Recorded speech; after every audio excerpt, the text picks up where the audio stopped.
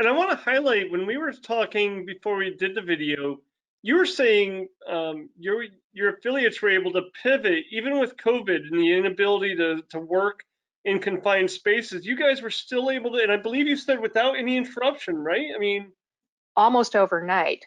Uh, Everything was shut down all over the country, and our Keene staff was like, this is no good. Our kids are more in need of programming and movement and activity than anyone else.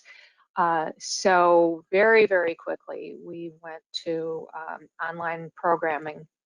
And in the true Keene fashion, the approaches to online programming were as varied as the people running it at the affiliate level.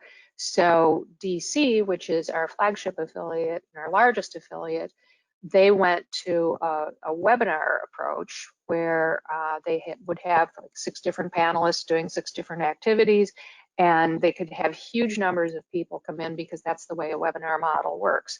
So they were inviting all of their Keene athletes plus other members of the community who maybe were new to Keene, but were looking for the resources and the activity to join the webinar. New York decided to take a different approach and really recreate all of their existing programming and opening it to the participation in that to the athletes that were already enrolled in that program. And then they were able to videotape those and created a whole YouTube channel around all their live programming. So if you weren't in the arts and crafts Keene New York program, you could watch it and become involved with it afterwards.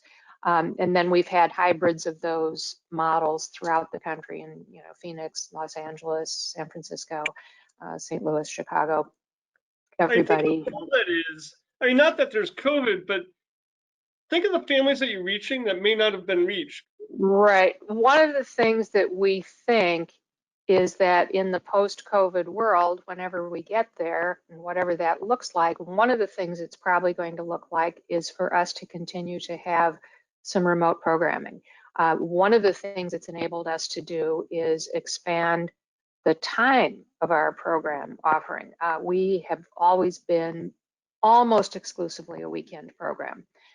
Obviously, because that's when the kids are not in school and the volunteers are not at work. But with remote programming, we are doing programming Tuesdays, Thursdays, Saturdays, Sundays, early afternoon, all kinds of different times. And then, of course, as you mentioned, everything is available to be watched at the family's discretion, whatever works for them.